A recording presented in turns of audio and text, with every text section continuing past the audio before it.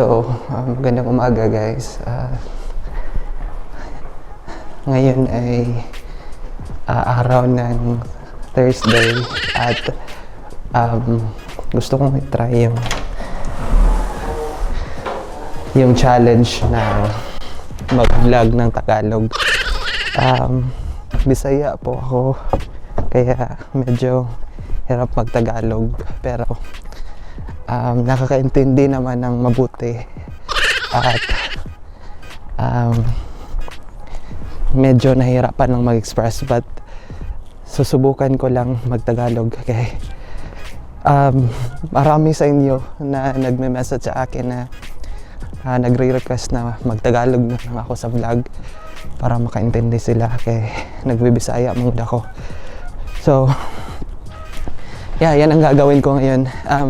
By the way, ngayon guys is exactly 7 a.m.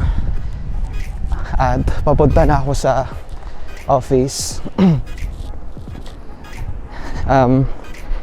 Linalakad ko lang, medyo madilim pa, no? Tingnan niyo yung palibot.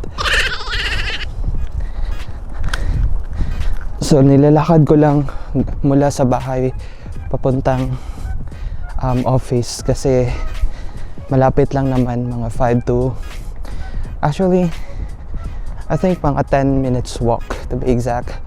So malapit lang siya sa bahay, kaya din hindi na ako ng sasakyan kasi hindi ko rin naman magagamit. Wala naman akong pinupuntahan na regularly na kailangan ko ng sasakyan. So yun nga guys, kumusta so far kung aking pagtatagalog? Naiintindihan niyo naman siguro, naiintindihan niyo naman siguro, kaya siguro in my future vlogs, sa mga susunod na vlog, itatry ko mag-Tagalog para at least naman ma-practice ko din.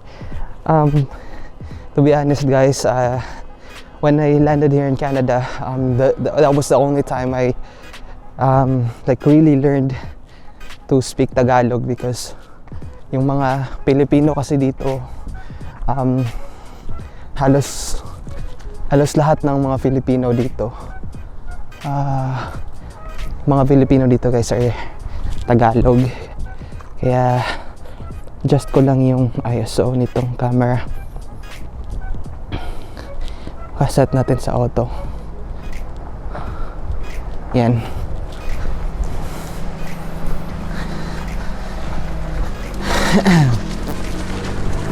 Yan, kita na. Lamig ngayon guys, 8 degrees. I mean 6 degrees ata, yan. Kaya sobrang lamig na. Fall na po dito. At saka fall season na po dito. At saka after na yan, winter na. So yung winter yung medyo kabado ako kasi di ko pa nasusubukan. Pero kaya naman siguro basta may complete gear ka lang pang winter. At saka magsuot ka lang ng pang winter na gear. Marami nang ang Pilipino dito na nag-survive so ako naman siguro magsusurvive. I think this is like a little bit awkward, but so far I think I'm doing well with my Tagalog. So this is the Tagalog challenge for today. So ito yung makikita niyo dito guys sa St. John pag gabi.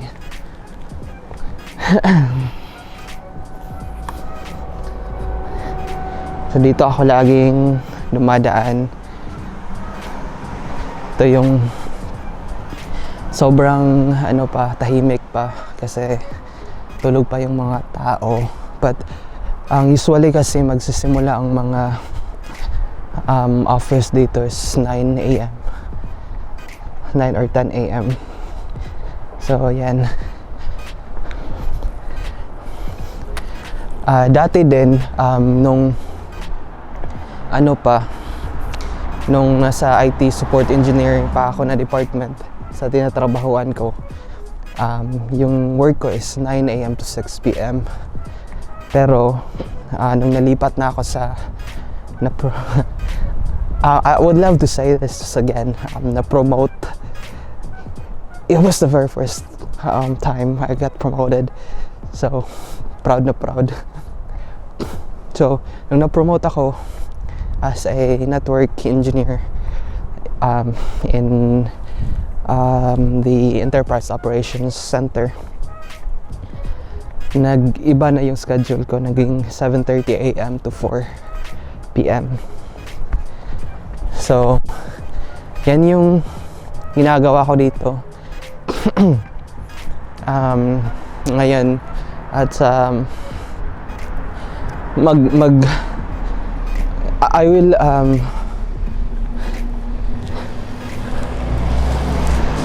will review this vlog.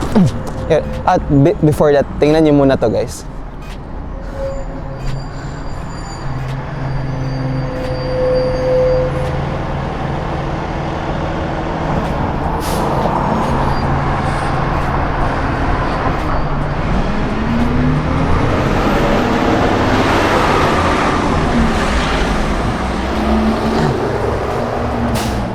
So like almost every establishment here has this Halloween decorations.